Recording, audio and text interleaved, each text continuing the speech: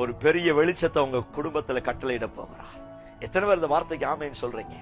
ஸ்தோத்திரம். இரவில் உண்டாகிற பயங்கரத்திற்கும், ஸ்தோத்திரம், இரவில் உண்டாகிற பயங்கரத்திற்கும், இருளில் நடமாடுகிற கொள்ளை நோய்க்கும், இந்த பயங்கரம் ஸ்தோத்திரம், இந்த ஸ்தோத்திரம் கொள்ளை நோய் எல்லாமே இருளையும் இரவுலையும் தான் வருமா?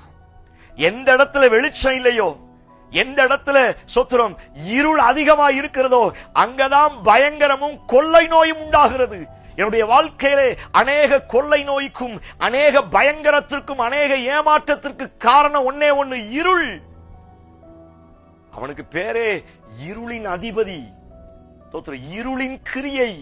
இந்த இருளான வல்லமைகள் தான் என்னுடைய வாழ்க்கையிலே பயங்கரத்தையும், வியாதியையும், மரண பயத்தையும் கொண்டு வருகிறது. அப்படிப்பட்ட இருக்கிற எனக்குத்தான் ஆண்டவர் வாக்குத்தத்தம் பண்ணுகிறார், இருளில் இருக்கிற ஜனங்கள் பெரிய வெளிச்சத்தை காண போகிறார்கள். ஆண்டவர் சொல்கிறார், நான் என் வெளிச்சத்தை நான் உன் மேல வைக்க போறேன், என் வெளிச்சத்துல நீ வெளிச்சம் காண போகிறாய். அந்த வார்த்தை இப்படி சொல்லுகிறேன், அவருடைய வெளிச்சத்தில் நான் வெளிச்சம் காண போகிறேன். என் பிள்ளைகள் இன்னொருத்தருடைய வெளிச்சத்திலே அல்ல, உலகத்தின் வெளிச்சத்திலே அல்ல, பாவத்தின் சாபத்தின் வெளிச்சத்திலே அல்ல. இதுவரை நடந்தது போதும், இனி நான் அவருடைய வெளிச்சத்திலே வெளிச்சத்தை பார்க்க போகிறேன்.